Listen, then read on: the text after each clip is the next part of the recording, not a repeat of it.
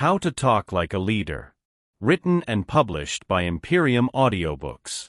Words are more than sounds. They are signals of power. Leaders are not only remembered for what they did, but for what they said and how they said it. Think of Martin Luther King Jr., standing before thousands with his dream. Think of Winston Churchill, rallying his nation through the darkest war. Think of Steve Jobs, unveiling technology with words that made people believe they were holding the future. Leadership is impossible without communication. And communication without mastery is just noise. You see, leadership isn't about position. It's not about having authority on paper or a title next to your name. Leadership is about influence. And influence begins with how you speak, how you command a room, how you inspire action, and how you make people trust you with their time, energy, and belief. The truth is, most people underestimate the power of language. They think talking is natural, something everyone does. But talking like a leader is not natural, it's a skill. It's a discipline. It's the art of structuring your words, tone, and presence in such a way that people don't just hear you, they follow you. They don't just nod politely, they act because of you. This book is not about manipulation or empty motivational speeches. It's about authenticity combined with strategy. Real leaders don't fake it, they amplify the strongest version of themselves. They know that words carry energy, and that energy spreads into the people listening. A leader doesn't simply inform, a leader transforms. And here's the promise: by the end of this book, you will understand exactly how to talk like a leader. You will learn how to build authority without arrogance, how to inspire people without forcing, how to command respect without demanding it.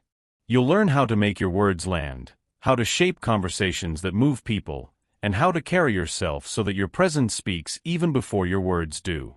We will go deep. You'll uncover the psychology of influence, the science of storytelling, the subtle power of tone and pauses. You'll see why most people's words are ignored, and how you can make yours unforgettable. You'll learn not just what to say, but how to say it. And more importantly, how to live in alignment with your words so they carry unshakable weight. Imagine this: you walk into a meeting.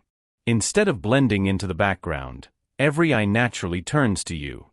Not because you're loud, but because your presence demands attention. When you speak, the room stills. People lean in. They don't just hear your words, they feel them. They sense conviction, clarity, and direction. That is what it means to talk like a leader. And that is what we are going to build together, step by step, chapter by chapter. But make no mistake, this will require change. To talk like a leader, you must first think like one. Words are reflections of your inner world. If your mind is scattered, your speech will be weak. If your confidence is fragile, your tone will betray you.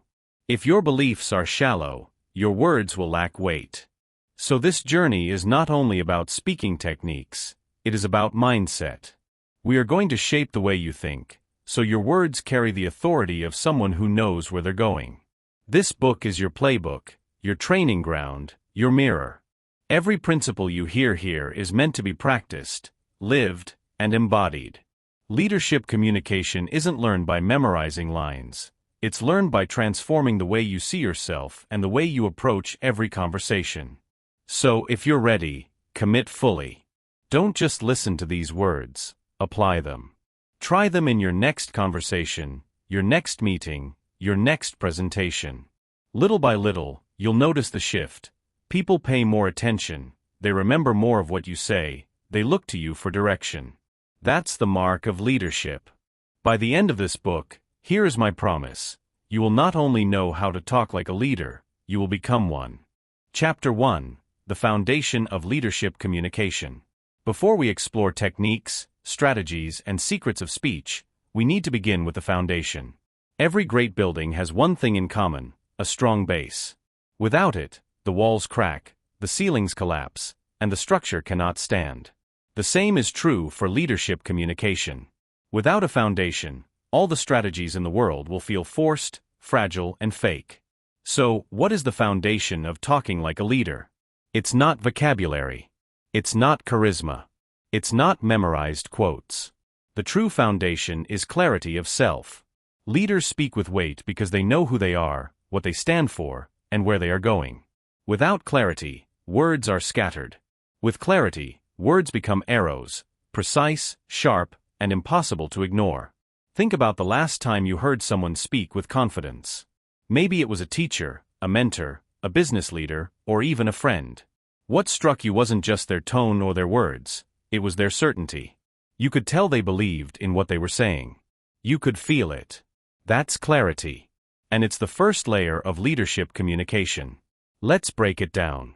To talk like a leader, you must first answer 3 questions. Who am I?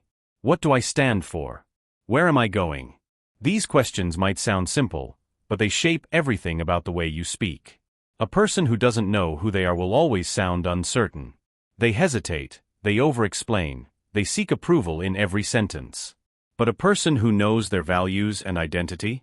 Their voice naturally carries conviction, because it's not just words, it's their truth. The second question, what do I stand for? Is about principles. Leaders don't sway with every opinion in the room. They stand on something solid. When you speak from principles, people listen because they sense backbone. They sense that you cannot be easily bent. For example, if you stand for integrity, every word you speak comes with an unspoken guarantee of honesty. If you stand for growth, your communication will inspire others to rise with you. And the third question, where am I going? Is about vision. People follow leaders because leaders point to the future. Words without direction are just noise. Words with vision create movement. When you can say with certainty, here's where we're going, and here's why, people lean in. They want to walk with you. They want to believe in you. Now, let's get practical. If you want to strengthen the foundation of your communication, you need to do some work on yourself. Here's an exercise. Take a notebook and write down your answers to those 3 questions. Who am I? What do I stand for? Where am I going? Don't rush it. Be honest, even if your answers feel incomplete. This is not about perfection, it's about clarity. The more you reflect on these questions, the stronger your communication foundation becomes. Another key part of the foundation is self-awareness. Leaders know how they come across. They understand their strengths and weaknesses as communicators. Do you tend to talk too fast? Do you overuse filler words like or you know? Do you avoid eye contact? Self-awareness helps you identify these patterns and correct them. Because here's the truth, people don't just listen to your words. They read your body language, your tone, your pauses, your energy. Talking like a leader means aligning all of these with your message. Think of communication as a triangle: words, tone, and presence. Words are the content, tone is the delivery, and presence is the energy you bring. If one side of the triangle is weak, the whole message collapses. You can say the right words, but if your tone is weak, people won't believe you. You can have a strong tone, but if your body language shows insecurity, people will doubt you. To talk like a leader, you must strengthen all 3. Here's an example. Imagine a manager telling their team, "We will succeed." If they say it with flat tone, looking at the floor, shifting nervously, the team won't believe them. The words are right, but the tone and presence are wrong. Now imagine the same words spoken with steady eye contact, a firm voice, and upright posture. Suddenly, the team believes. The difference isn't the sentence, it's the foundation behind it. And here's something most people forget: silence is part of communication. Leaders are not afraid of pauses. In fact, they use pauses as tools. A pause can add weight to your words. It gives people a moment to process what you said. It creates anticipation. Weak communicators rush. Strong leaders know that silence can speak louder than noise. Building this foundation also requires emotional control. If your emotions control you, your words will betray you. Leaders feel emotions like everyone else: frustration, anger, fear, but they don't let emotions hijack their communication. They pause. They breathe. They choose words that align with their vision, not their temporary feelings. That discipline builds trust. Finally, let's talk about authenticity. The worst mistake in leadership communication is trying to sound like someone else. People can sense fakeness instantly. They won't follow someone who puts on an act. Talking like a leader doesn't mean copying the style of famous speakers. It means amplifying your authentic voice, your truth, your principles, your vision, but delivering it with clarity, conviction, and presence. So remember, before you master techniques, you must master yourself. The foundation of leadership communication is not found in scripts or tricks. It's found in clarity, self-awareness, vision, emotional control, and authenticity. When you build these, every word you speak gains weight. Every sentence has power. And every time you open your mouth, people feel that you are not just talking, you are leading. Chapter 2: The Psychology of Influence. Leadership is not about commanding people with authority. It's about influencing them with presence, vision, and words that move them. Influence is the real engine of leadership communication. You cannot talk like a leader if you don't understand the psychology that makes people listen, believe, and act. Think about this. Why do we remember certain speeches decades later, while others are forgotten minutes after they're delivered? It's not just about beautiful language. It's about psychology, the ability to tap into how people think, feel, and decide. Leaders understand that communication is less about what you say and more about what the listener experiences. At the heart of influence is connection. People don't follow leaders they don't feel connected to. They don't trust words that sound cold or detached. If you want to talk like a leader, you must first create a sense of human connection. That means showing empathy, acknowledging people's struggles, and speaking to their emotions, not just their logic. Here's a secret: human beings are not purely rational. We like to think we are, but psychology shows us that most decisions are emotional first, rational second. A leader who appeals only to logic will struggle to inspire. A leader who knows how to awaken emotion will always hold attention. Think of Martin Luther King Jr.'s "I Have a Dream" speech. He didn't present charts or statistics. He painted an emotional vision of freedom and equality. Logic alone might have informed people. Emotion moved them. Another powerful psychological principle is credibility. Influence collapses without trust. People don't follow words, they follow credibility. And credibility is built in two ways: competence and character. Competence is showing that you know what you're talking about. Character is showing that you can be trusted. Both are essential.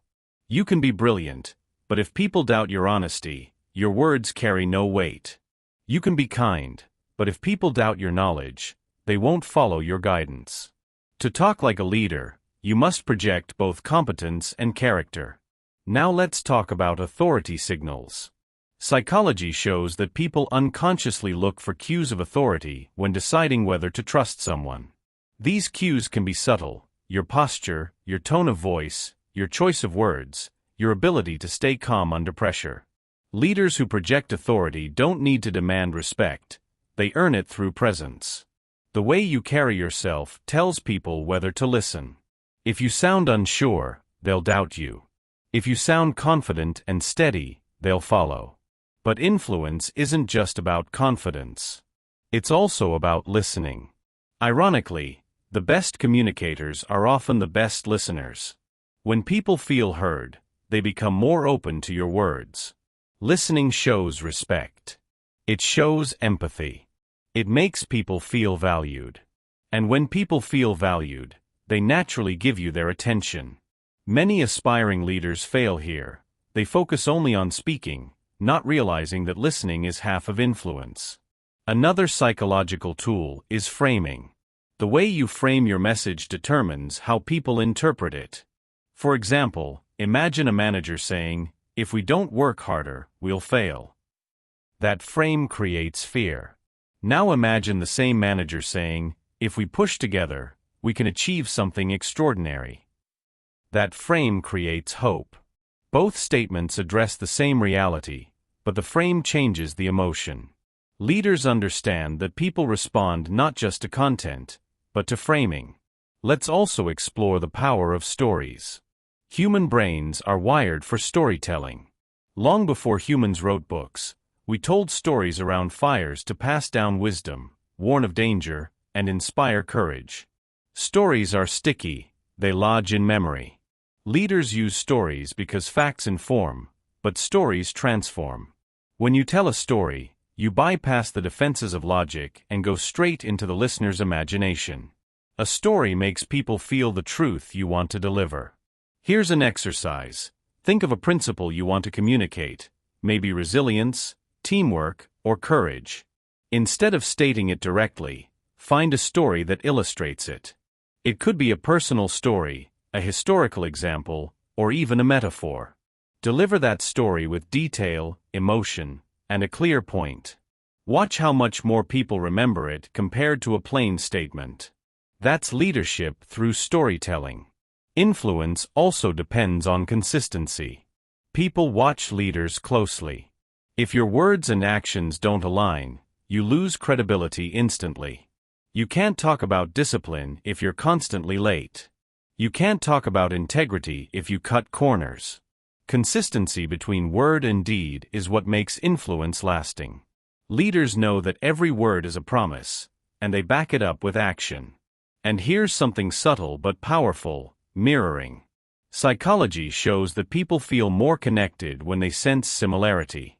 Leaders who can reflect the language, tone, or emotions of their audience create instant rapport. It's not about copying, it's about aligning. When you show that you understand how people feel, they trust you more deeply. To sum it up, the psychology of influence rests on 5 pillars: connection, credibility, authority, storytelling, and consistency. If you build these pillars, your words will carry weight. People won't just hear you, they'll believe you. And when people believe, they follow. Talking like a leader is not about tricks or manipulation. It's about understanding how people think, feel, and decide, then using that understanding with integrity to guide them. Influence is not control. Influence is service. It's the ability to lead people where they need to go by speaking in a way that resonates with their hearts and minds. So remember this: if you want to talk like a leader, learn first how people are moved. Learn the psychology of influence, and your words will no longer float into the air unnoticed. They will land. They will stick. They will change the way people think, feel, and act.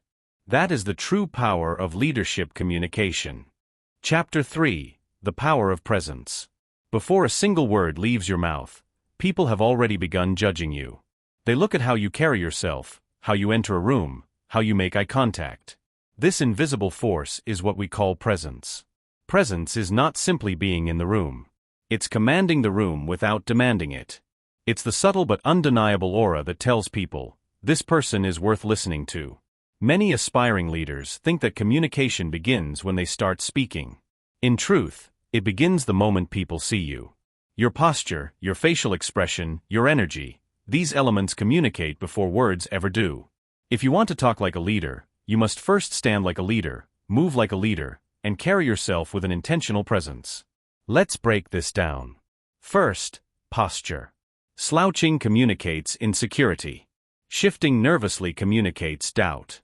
On the other hand, standing tall with your shoulders back signals confidence and authority. But don't mistake stiffness for strength. True presence is relaxed strength, the balance between being grounded and being approachable. Leaders are steady, not rigid. When you occupy space with ease, people instinctively feel they can trust you. Next is eye contact. Eye contact is one of the most powerful nonverbal tools a leader has. Too little, and you appear evasive or unsure. Too much, and you seem intimidating or aggressive. The sweet spot is steady, warm eye contact that communicates, I see you. I value you. I respect you. When leaders look into people's eyes with calm assurance, they don't just speak, they connect. Now let's talk about voice. A leader's voice is not just sound, it's power. Think of great leaders you admire. Chances are, their voices carry weight, not because they shout, but because they project clarity and conviction. A rushed, breathless voice communicates nervousness. A monotone voice puts people to sleep. But a voice with rhythm, depth, and intentional pauses commands attention. Silence, when used well, is just as powerful as words. Leaders know when to pause, when to emphasize, and when to let silence do the heavy lifting. Energy is another aspect of presence. Energy doesn't mean bouncing with enthusiasm every second. It means bringing the right energy to the right moment. When addressing a crisis, your energy should be steady and reassuring. When rallying a team, your energy should be vibrant and inspiring. Presence is about emotional calibration, knowing what energy the moment requires and delivering it authentically. And here's something crucial: presence is not about performance. It's not about pretending to be someone else. People can sense when you are acting. Presence comes from alignment, when who you are, what you believe, and how you express yourself all line up. That authenticity is magnetic. You don't need to copy another leader's style. You need to refine your own. One of the greatest obstacles to presence is distraction. If your mind is scattered, people feel it. If you are thinking about your next meeting, your phone, or your own insecurities, you are not fully present. Leadership presence requires full attention. When you speak with someone, make them feel as though they are the only person in the room. That focused attention is rare in today's world, and it makes people feel valued. Another layer of presence is what I call calm authority. Leaders who panic create panic. Leaders who stay calm create trust. Imagine a pilot announcing turbulence. If the pilot sounds nervous, passengers feel fear. If the pilot sounds calm and in control, passengers relax. The same applies to leadership. People mirror the presence you project. If you bring calm authority, they will find stability in you. Let's not forget the role of appearance. While leadership is not about fashion, appearance communicates. Dressing with intention shows respect, respect for yourself, respect for your role, and respect for your audience. The goal is not to impress, but to express competence and care. A leader who looks disheveled communicates neglect. A leader who looks intentional communicates readiness. Presence is also tied to consistency. If your presence shifts dramatically depending on your mood, people feel uncertainty. True presence is steady, whether you are under pressure or celebrating success. This steadiness reassures people that they can rely on you. Leadership communication is not just about words, but about creating an environment of stability through your very being. Here's a practical exercise. Before you walk into a meeting, pause for 30 seconds. Take a deep breath. Ask yourself, what energy do I want to bring into this room? What presence do I want to embody? That small pause transforms your state and sets the tone. Leaders don't stumble into communication. They enter with intention. And here's the deeper truth. Presence is not about being the loudest voice in the room. It's about being the most grounded. When people sense that you are rooted, that you are not easily shaken, they give you their attention. Presence is influence without words. So the power of presence is this: it amplifies everything you say. Without presence, even the best words fall flat. With presence, even simple words carry weight. To talk like a leader, you must first learn to be a leader in how you stand, how you look, how you listen, how you project calm, and how you embody authenticity. When presence becomes part of who you are, people don't just hear your words, they feel your leadership. Chapter 4: Mastering Persuasion and Influence. Every leader reaches a point where words are no longer about information, they are about transformation. Leaders do not simply share facts. They shift beliefs, inspire action, and create movements. And the tool that makes this possible is persuasion. Now, persuasion often carries a negative connotation, as though it were manipulation. But let's be clear, persuasion is not tricking people into doing something against their will. True persuasion is the art of aligning your message with people's needs, values, and aspirations so that the path forward feels not only logical, but natural. Influence is not about control, it's about resonance. When your words resonate, people lean in, not because they must, but because they want to. Think about some of history's greatest leaders: Martin Luther King Jr., Winston Churchill, Nelson Mandela, or even contemporary figures like Oprah Winfrey or Steve Jobs. What made them influential was not only their vision, but their ability to persuade others to see that vision as their own. Jobs didn't just describe technology, he convinced people that they were buying into a revolution, a way of life. Dr. King didn't merely demand civil rights. He painted a picture of justice so compelling that millions felt it was their duty to bring it to life.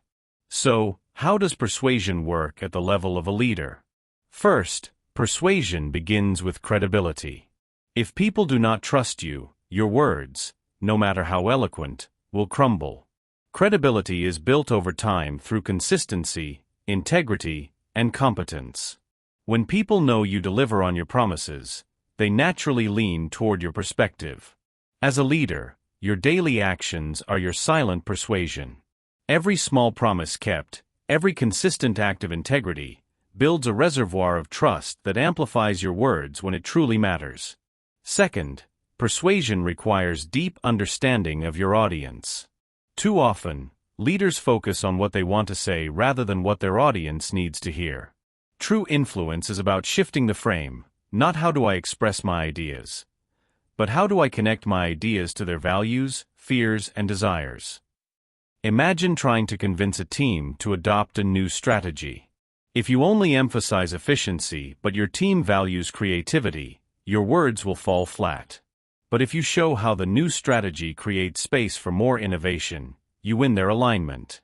Third, persuasion thrives on storytelling. Facts inform, but stories move. The human brain is wired for narrative. A statistic might tell me what happened, but a story makes me feel why it matters. Leaders who master storytelling transform abstract ideas into relatable experiences. For example, instead of saying, "Our product improves efficiency by 20%, a leader might say, "Imagine finishing your workday an hour earlier and still exceeding your goals. That's what this product makes possible." The latter doesn't just inform, it persuades by allowing the listener to visualize the benefit. Another dimension of persuasion is emotion. People often believe they make decisions rationally, but research shows that emotions guide choices far more than logic. This doesn't mean leaders should manipulate emotions, but rather they should speak to both head and heart.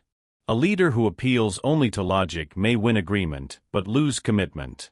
A leader who appeals to both creates action. For instance, you can logically explain the need for sustainability by citing environmental statistics. But when you also tell the story of a child growing up in a polluted city, you evoke empathy that drives true engagement. Let's not overlook the importance of framing. Framing is how you position your message. The same idea can be perceived as threatening or inspiring depending on how it's framed. Consider this: telling a team, "If we don't innovate, we'll fall behind competitors," creates fear. But saying, "If we innovate, we will lead the market," creates excitement. Both are true, but the frame determines the energy. Leaders must be intentional with frames, because people respond not just to what is said, but to how it is presented. Another subtle, yet powerful, element of persuasion is language choice. Leaders use words that invite ownership. Instead of saying, "You need to do this," an effective leader might say, "Together we can achieve this." This shift from command to collaboration turns resistance into participation. Pronouns matter. We unites. You can isolate. Great leaders master inclusive language, drawing people into the vision rather than standing above them. Now let's talk about influence in action. Influence is not a single speech or one dramatic moment. Influence is cumulative. It's the product of repeated interactions where your words consistently inspire confidence and clarity. Influence happens in the way you run meetings, in the way you give feedback, in the way you handle conflict. Every word either builds or erodes your influence. Leaders who understand this treat every conversation as an opportunity to reinforce their credibility and their vision. Here's a practical exercise. The next time you need to persuade, structure your message in 3 steps. Step 1. Connect to shared values. Begin by affirming what you and your audience already agree on. Step 2. Introduce the change or idea, framed in alignment with those values. Step 3. Paint a vivid picture of the outcome, not abstract numbers, but tangible results that improve their lives or work. This simple framework taps into trust, alignment, and visualization, the 3 pillars of persuasion. And here's a caution: persuasion without authenticity is manipulation, and manipulation always collapses in the long run. True persuasion endures because it is built on honesty, empathy, and alignment. If you don't believe in what you are saying, others won't either. Authenticity is the bedrock of influence. By mastering persuasion, you unlock one of the greatest powers of leadership, the ability to shape not only what people think, but how they feel and what they choose to do. This is how ideas become movements, how visions become realities. Leaders who persuade don't just talk, they ignite. Chapter 5: Clarity and Simplicity in Communication. In leadership, confusion is costly. A message that is unclear will always fail, no matter how passionate the delivery or how noble the intention. Leaders do not earn trust by sounding complex. They earn trust by being clear. If people leave your words wondering what you meant, you haven't led, you've lost them. The world is noisy. We are bombarded by endless information, competing narratives, and constant distractions. In this chaos, clarity becomes a form of power. When a leader speaks with precision, stripping away clutter, people feel relief. They think, finally, someone who makes sense. Finally, someone who knows where we are going. Simplicity, in this way, becomes magnetic. Let's begin with a universal truth. If you can't explain it simply, you don't understand it deeply. Albert Einstein, though a scientist dealing with the most complex theories imaginable, insisted that true understanding was measured by the ability to express an idea so even a child could grasp it. Leadership communication is the same. Complexity might impress people for a moment, but simplicity moves them. Think about the speeches that endure. Martin Luther King Jr.'s "I Have a Dream" was not filled with jargon or abstract theories. It was vivid, simple, and emotional. Steve Jobs, when introducing the iPod, didn't bury people in technical specifications. He said, 1,000 songs in your pocket. That's clarity. That's simplicity. And because of it, people understood instantly. They didn't need a manual, they needed a vision. But why is clarity so rare? Often, leaders confuse clarity with dumbing things down. They fear that simplicity might undermine their authority or make them look less intelligent. So they speak in complicated terms, using jargon or long explanations, hoping to appear impressive. But the result is the opposite. They lose their audience. True authority comes from making the complex accessible. Simplicity is not weakness, it is mastery. Here's the first principle of clarity: know your core message. Before you speak, ask yourself, if my audience remembers only one thing from this, what should it be? Strip away everything that doesn't serve that core. A leader's role is not to say everything, but to say the right thing in a way that sticks. The second principle: structure your message. Unstructured words feel like wandering in a fog. Structured words guide people like a clear map. One simple framework you can use is this: state the point, explain the point, illustrate the point. For example, if you're leading a team through change, start with the core: we need to adapt to remain competitive. Then explain: the market is shifting, and if we don't adjust, we'll fall behind. Finally, illustrate: think of it like sailing. When the wind changes, we adjust our sails, not our destination. With this structure, your message is memorable and digestible. Third, use simple language. Leaders who hide behind jargon often reveal insecurity more than expertise. Simplicity does not mean childishness. It means choosing words that cut through noise. Instead of saying, "We need to leverage synergies to optimize cross-functional outputs," say, "We need to work together so our efforts aren't wasted." One is corporate clutter, the other is human. Which one do you think people will act on? Clarity also requires brevity. More words rarely mean more understanding. In fact, the longer you speak, the more likely your message gets lost. Great leaders know how to be concise. Winston Churchill, during World War II, gave speeches that were often just a few minutes long, yet they galvanized nations. Why? Because every word counted. He didn't drown his people in detail. He gave them direction, courage, and hope. But here's something important: clarity is not just about words. It's also about presence and delivery. Even a clear message, if delivered in a muddled tone, becomes unclear. Speak slowly enough for people to absorb your meaning. Use pauses strategically. Allow silence to emphasize your words. A rushed delivery creates confusion, no matter how well crafted the message. Now, let's add another layer. Clarity is also about alignment. Your words, tone, and actions must align. If you say, "I value transparency," but your communication is vague or evasive, your clarity collapses. People trust leaders whose words match their actions. Consistency builds clarity over time. Here's a practical exercise. Take an idea you want to communicate, perhaps a new strategy, a personal belief, or even a daily instruction. Write it down in one long paragraph. Then, rewrite it in 3 sentences. Finally, reduce it to 1 sentence. That final sentence is your core message. Practice delivering that 1 sentence until it feels natural.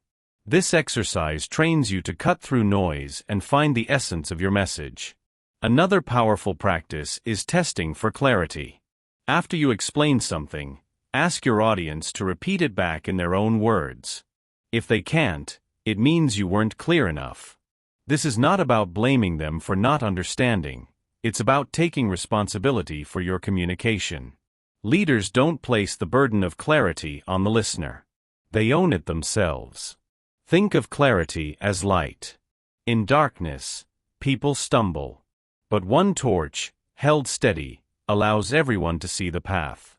As a leader, your words are that torch. When you speak with clarity and simplicity, you light the way for others. You make it easier for them to move, to trust, and to follow. By mastering clarity, you don't just talk like a leader, you lead with every word. Chapter 6: Emotional Intelligence in Leadership Communication.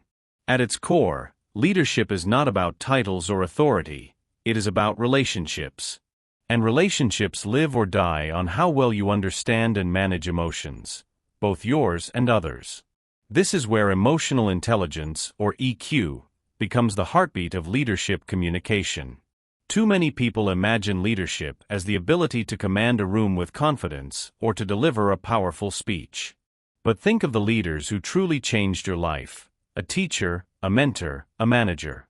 Chances are, what made them unforgettable wasn't just what they said, but how they made you feel. Emotional intelligence is what transforms ordinary communication into connection. What exactly is emotional intelligence? It's the ability to recognize, understand, and manage your own emotions while also perceiving and influencing the emotions of others. And in leadership communication, EQ is the difference between being heard and being followed. You may have the sharpest strategy, but if you deliver it without emotional intelligence, people resist. With EQ, even difficult messages are received with openness. Let's start with self-awareness. Before you can manage others' emotions, you must first master your own. A leader who is unaware of their emotional state can sabotage their own message. Imagine trying to motivate a team while radiating frustration. Your words may say one thing, but your tone and body language betray you. People don't just hear words, they feel emotions. Self-awareness allows you to pause, notice your emotional state, and choose how to communicate rather than react impulsively. Self-management is the next layer. Emotions are natural, but leadership requires discipline in how those emotions are expressed. Anger, for example, can be destructive when unleashed recklessly. But when managed, it can be channeled into passion and urgency. Fear can paralyze, but when managed, it can create caution and preparation. Self-management doesn't mean suppressing emotions, it means directing them with intention. Leaders who lose control of their emotions lose credibility. Leaders who master their emotions earn trust. Now, let's turn outward to empathy. Empathy is the cornerstone of emotional intelligence in communication. It's the ability to step into another person's experience and see the world through their eyes. Without empathy, communication becomes one-sided. With empathy, it becomes a bridge. For instance, when giving difficult feedback, an unemotional leader might simply state the problem. But an empathetic leader acknowledges the difficulty. I know this may be hard to hear, and I respect the effort you've put in. Here's how we can work together to improve. That acknowledgement softens resistance and opens the door to growth. Empathy also sharpens your listening. Leaders with high EQ don't just wait for their turn to speak, they listen for the emotion behind the words. A team member may say, "I'm fine," but tone, body language, and timing may reveal otherwise. Emotional intelligence allows you to notice the gap between words and feelings, giving you the chance to respond with compassion rather than assumption. Social awareness is another key dimension. Leaders operate in groups, and groups have moods. Walk into a meeting room, you can often sense the collective energy. Is it tense? Is it optimistic? Is it distracted? Leaders with EQ adjust their communication to match or shift the group's emotional state. If energy is low, they inject enthusiasm. If emotions are running high, they ground the room with calm authority. Social awareness turns leaders into emotional architects, shaping the atmosphere in which communication occurs. Then comes relationship management. Emotional intelligence is not just about reading emotions, it's about guiding them toward positive outcomes. This is where influence grows. Consider conflict. Without EQ, conflict turns toxic. With EQ, conflict becomes constructive.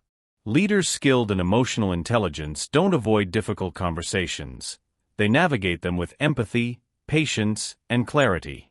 They de-escalate anger by acknowledging it, they redirect frustration into problem-solving, and they foster collaboration even in disagreement.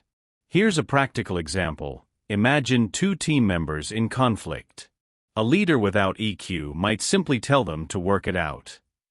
But a leader with EQ listens to both sides, validates their feelings, and reframes the issue around shared goals. I hear your concerns, and they're valid. But remember, we're both aiming for the same outcome. How can we align our approaches to get there together?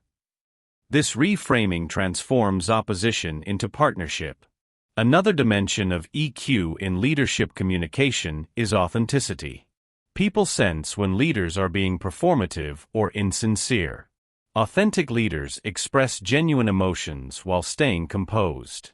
They admit when they don't have all the answers. They acknowledge their own struggles. This vulnerability doesn't weaken their authority, it strengthens it, because it humanizes them. When people feel their leader is real, they lean in with loyalty. A key practice in building emotional intelligence is the pause. When emotions run high, the first reaction is rarely the best one. Leaders who master the pause avoid regret. Instead of snapping in anger or retreating in fear, they pause, breathe, and respond with intention. That simple gap between stimulus and response is where leadership lives. Here's an exercise. At the end of each day, reflect on 3 interactions. Ask yourself, what emotions did I bring into the room? How did they affect the communication? What emotions did others bring, and how did I respond? Over time, this reflection sharpens both awareness and empathy, strengthening your emotional intelligence. Why does EQ matter so much in leadership communication? Because at the heart of every team, every organization, and every movement are people. And people are not machines. They are emotional beings. They want to feel understood, respected, and valued. A leader who masters strategy but neglects emotions may achieve compliance, but never commitment. A leader who communicates with emotional intelligence inspires not just action, but loyalty. In the end, emotional intelligence in communication is not about being soft. It's about being effective. It's about understanding that logic explains, but emotion moves. Leaders who combine clarity of thought with emotional resonance create messages that don't just reach the ears, they reach the heart. And when your words reach the heart, they don't just inspire for a moment, they endure. Chapter 7: The Power of Listening as a Leadership Tool. When most people think of leadership communication, they imagine speaking, commanding the stage, delivering a vision, inspiring a crowd. But here's a truth that separates mediocre leaders from extraordinary ones. Great leaders are not defined only by how well they speak, but by how deeply they listen. Listening is the hidden force in leadership communication. It is invisible, often overlooked, and yet it holds more power than words. Leaders who fail to listen may give brilliant speeches, but they will eventually lose their people. Leaders who master listening, however, win trust, loyalty, and influence that lasts. Why is listening so powerful? Because every human being craves to be heard. Behind complaints, suggestions, and even resistance, lies one desire: to matter. When leaders listen, they send a clear message: you matter. And when people feel that, they give their best. But listening in leadership goes beyond simply staying quiet while someone else speaks. Too often, people think they are listening when in reality they are only waiting for their turn to respond. True listening is active, intentional, and focused. It is about entering another person's world with curiosity and humility, setting aside your own agenda long enough to understand theirs. Let's explore the dimensions of leadership listening. The first dimension is attention. In today's fast-paced world, attention is rare and precious. Think about how often conversations are interrupted by glances at phones, typing on laptops, or distracted thoughts. When a leader gives undivided attention, it feels almost revolutionary. Attention communicates value. A leader who listens with their eyes, their posture, and their silence sends a powerful message: you have my full presence. That kind of listening builds trust faster than any motivational speech. The second dimension is understanding. Listening is not just about hearing words, it is about understanding meaning. Words are often incomplete containers of thought. People may struggle to articulate what they really feel. Leaders with strong listening skills tune in not only to the words but also to the tone, the pauses, and the body language. They hear what is said, and what is left unsaid. Consider a team member who says, "I'm okay with the new project deadline." A distracted leader might nod and move on. But a listening leader notices the hesitation, the downward glance, the tension in the voice. They probe gently: "I sense some concern. Can you tell me more?" That single question may reveal hidden obstacles that, if ignored, could derail the project. Listening uncovers truth. The third dimension is empathy. Listening without empathy is mechanical. Listening with empathy is transformational. Empathetic listening means not just hearing the facts, but feeling the emotions behind them. It means acknowledging frustration, celebrating excitement, and recognizing fear. Leaders who listen with empathy turn conversations into connections. They don't dismiss emotions as irrelevant. They treat them as vital data in the human experience. The fourth dimension is response. Listening does not end when the other person stops talking. It continues in how the leader responds. A dismissive response can undo the power of listening. An intentional response confirms that the leader has truly understood. Sometimes, this response is as simple as paraphrasing, "What I hear you saying is." Other times, it's taking action to address the concerns expressed. Listening becomes leadership when it results in meaningful response. Let's look at a real-world example. Picture a CEO leading a company through change. The strategy is solid, but the employees are anxious. A leader without listening charges forward, communicating only the plan. A leader with listening holds town halls, invites questions, and gives people space to voice concerns. By listening, they surface fears, clarify misunderstandings, and adapt communication. The change still happens, but now with far less resistance because people feel involved rather than ignored. Listening also enhances persuasion. Influence is not about pushing your ideas harder, it's about aligning them with what others care about. And you can only know what people care about if you listen. Leaders who skip listening often miss the key to winning hearts. Leaders who listen first, then speak, craft messages that resonate because they are built on real understanding. Another crucial area where listening matters is conflict. Conflict escalates when people feel unheard. Simply allowing someone to fully express themselves, without interruption or defensiveness, can diffuse much of the tension. Listening validates humanity. It doesn't mean you agree, but it means you respect the person enough to let them be heard. That alone can turn an adversary into an ally. How can leaders develop the power of listening?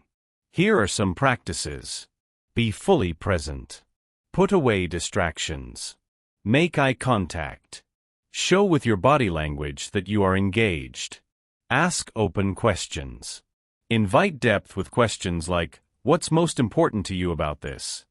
Or "How do you see it?" Listen beyond words. Notice tone, pauses, energy. Pay attention to what is not being said. Reflect back. Repeat or reframe what you heard to confirm understanding. This shows respect and reduces miscommunication. Resist the urge to fix immediately. Sometimes people don't want solutions. They want to be heard first. Listen fully before moving to problem solving. Listening is also a mirror for humility. It takes humility to set aside your own ideas long enough to honor another's. Leaders who listen show they do not see themselves as the smartest person in every room. They see themselves as servants of the team's collective wisdom. And in doing so, they gain not less authority but more. The irony is this: by listening more, leaders eventually speak with greater power. Because when you listen first, your words are informed, targeted, and relevant. You no longer speak into a void, you speak into hearts that are already open. In leadership communication, the voice carries, but the ear transforms. A leader who talks without listening may be heard today, but forgotten tomorrow. A leader who listens builds influence that echoes far into the future. So remember this: the mark of a true leader is not how loudly they speak, but how deeply they listen. Chapter 8: Persuasion and Influence in Leadership Communication. Influence is at the heart of leadership. You cannot lead without it. Leadership is not about authority, titles, or even expertise alone. It is about moving people, shifting their beliefs, inspiring their actions, and guiding their decisions toward a shared vision. And the tool that makes this possible is persuasion. But persuasion in leadership is often misunderstood. Many hear the word and imagine manipulation, trickery, or slick sales tactics. In reality, persuasion done well is not about forcing your will onto others. It is about alignment.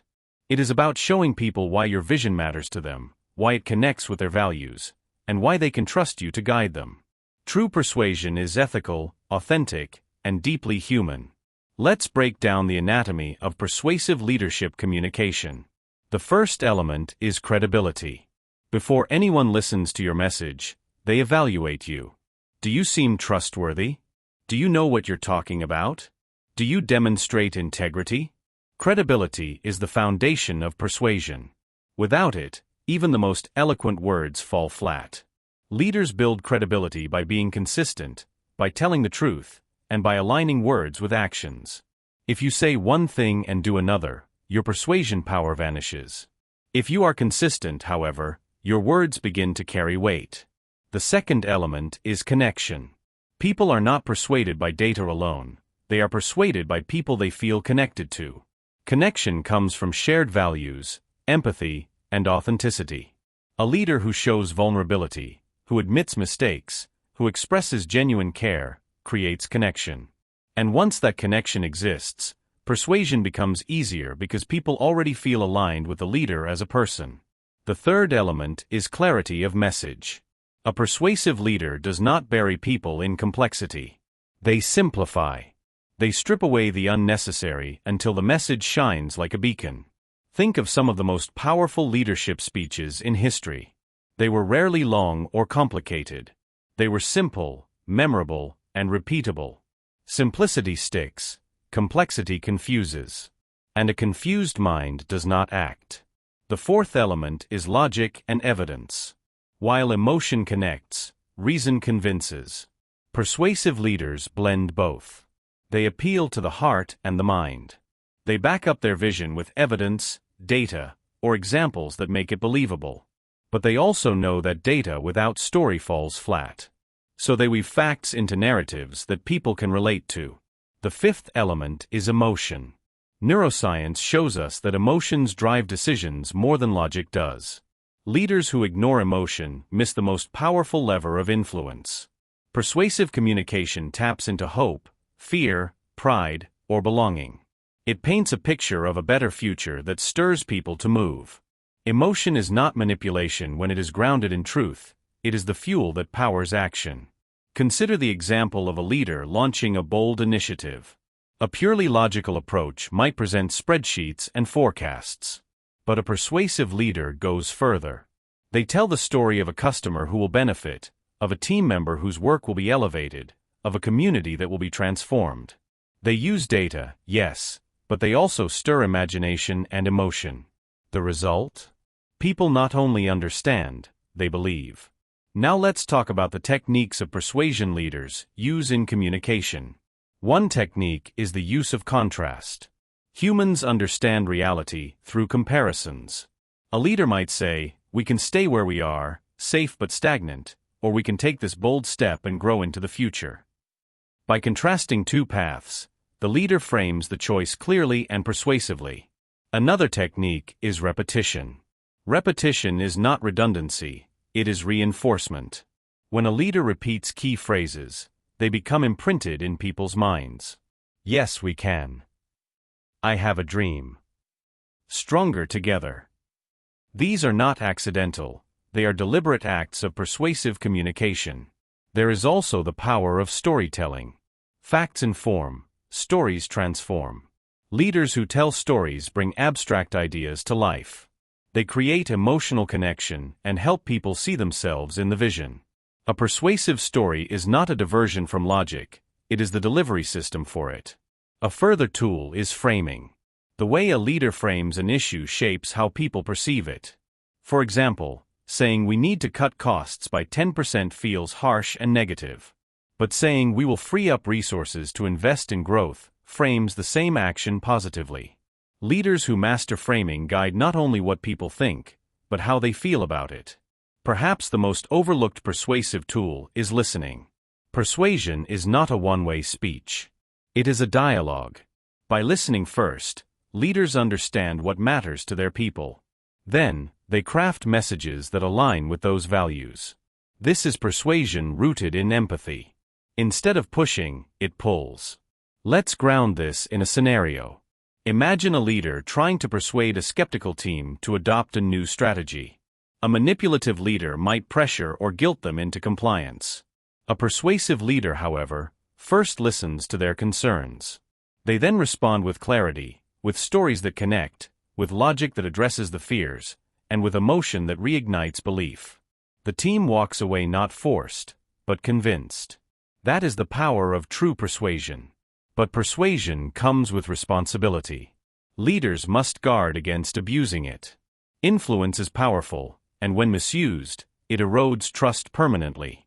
Ethical persuasion means aligning your message with reality, not distorting it. It means seeking the best for your people, not just for yourself. The best leaders use persuasion not to manipulate, but to liberate, to unlock people's willingness to move toward a better future. So how can you, as a leader, grow in persuasion? Practice these steps. Ground your words in integrity. Be truthful, always.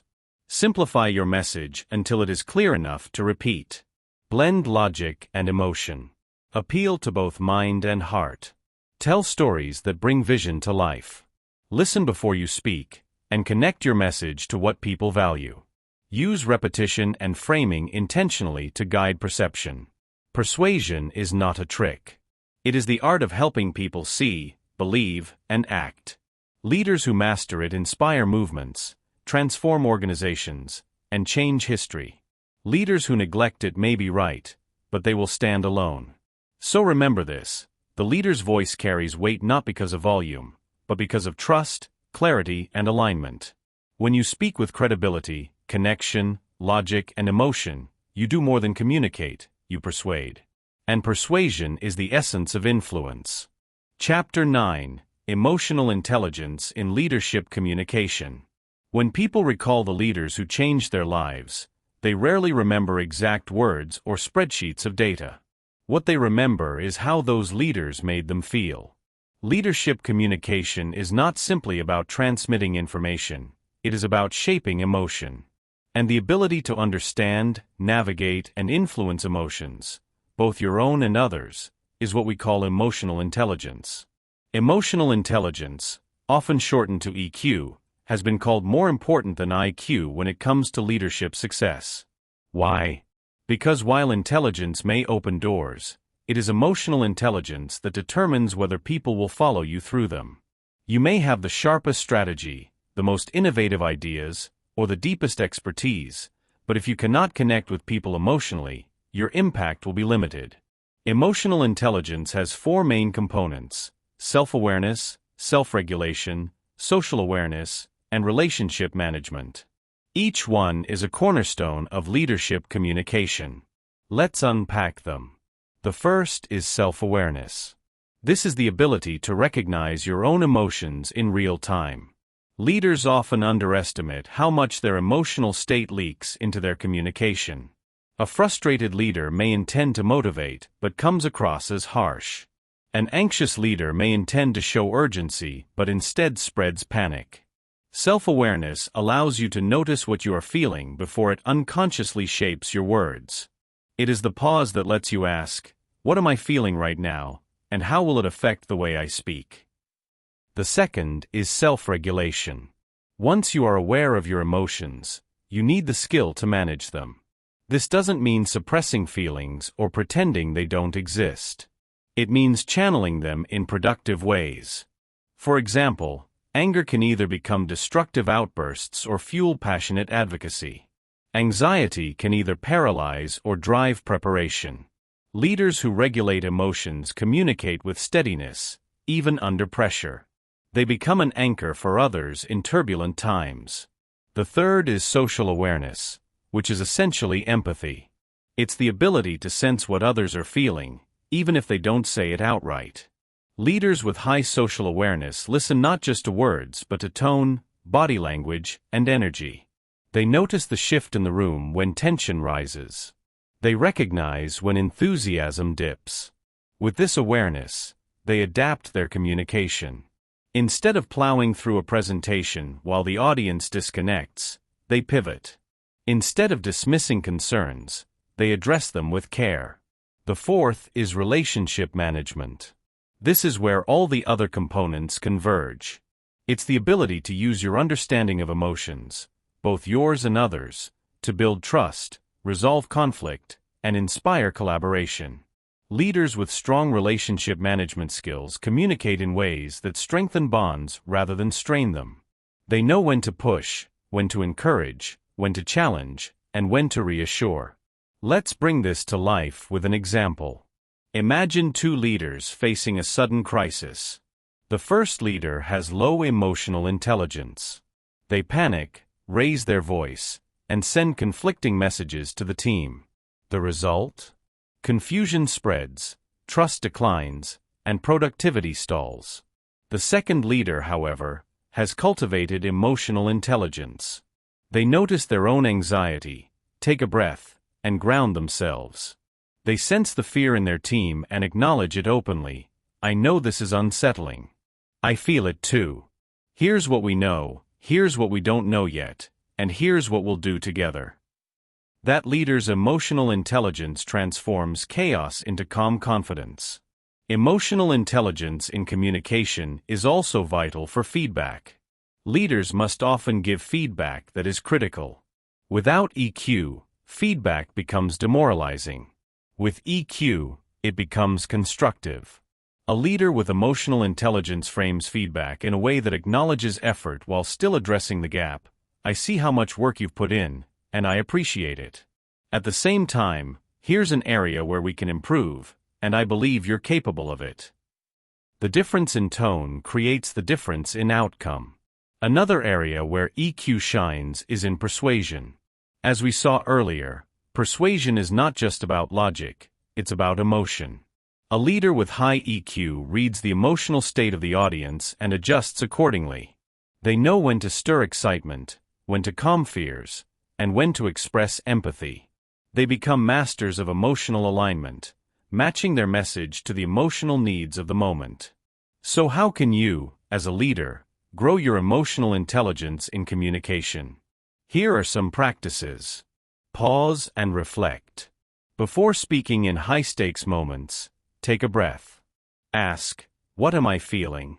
How might it come across? Journal emotions. Track your emotional triggers over time. Awareness grows when you name patterns. Seek feedback. Ask trusted colleagues how your communication makes them feel. You may be surprised by the gap between intent and impact. Practice empathy. In conversations, intentionally focus on the other person's perspective. Ask yourself, what might they be feeling right now? Regulate energy.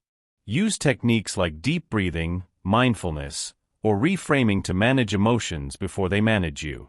Developing emotional intelligence is not about becoming overly soft or endlessly accommodating. It is about wielding emotion as a tool rather than being ruled by it. Leaders with EQ bring both strength and sensitivity. They inspire without overwhelming, correct without crushing, and lead without losing connection. Think of emotional intelligence as the music beneath your words. Two leaders may say the same sentence, but one inspires while the other offends. The difference lies not in the words, but in the emotional tone behind them. People don't just hear what you say, they feel who you are. And that is the essence of leadership communication. Emotional intelligence ensures that who you are amplifies, rather than undermines, what you say. It is the bridge between intention and impact.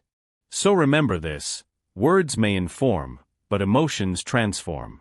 As a leader, when you cultivate emotional intelligence, you gain not just the ability to speak like a leader, but to connect, inspire, and move people at the deepest level. Chapter 10. The Legacy of a Leader's Voice. Every leader eventually asks a silent question: what will remain when I am gone? It is not the meetings you chaired, the reports you signed, or even the strategies you crafted that people will carry with them. What endures is the way you spoke to them, the words that inspired, the tone that calmed, the courage that encouraged, the stories that gave meaning to their work. The legacy of a leader's voice is not measured in echoes, but in the lives it changes. Throughout this book, we have explored the many dimensions of leadership communication: clarity, persuasion, listening, emotional intelligence, simplicity, authenticity, and more. Each of these skills matters in isolation, but together they form a voice that is more than the sum of its parts. A leader's voice, refined by practice and guided by purpose, becomes an instrument of transformation. But here is the truth: your voice is already leaving a legacy, whether you realize it or not. Every conversation, every speech, every moment of silence contributes to the narrative others build about you. People may not remember all the facts you shared, but they will never forget how you made them feel. Did your words elevate, or did they diminish? Did your tone unite, or did it divide? Did your voice carry vision, or did it spread doubt? Great leaders know this and act intentionally. They do not treat communication as casual. They treat it as sacred. For them, each interaction is an opportunity to affirm dignity, to reinforce purpose, and to inspire courage. They see communication not as a task to complete, but as a responsibility to steward. Consider the voices that have shaped history. Some leaders stood on podiums before thousands, others spoke quietly in small rooms. Some used booming speeches, others relied on gentle words. Yet all of them understood the same principle: leadership communication is never neutral. It either builds or it breaks. It either lifts or it lowers. And the way you use your voice determines the kind of leader you are remembered as. The legacy of your voice begins with intent. Ask yourself, what do I want people to carry away from me when I am not in the room?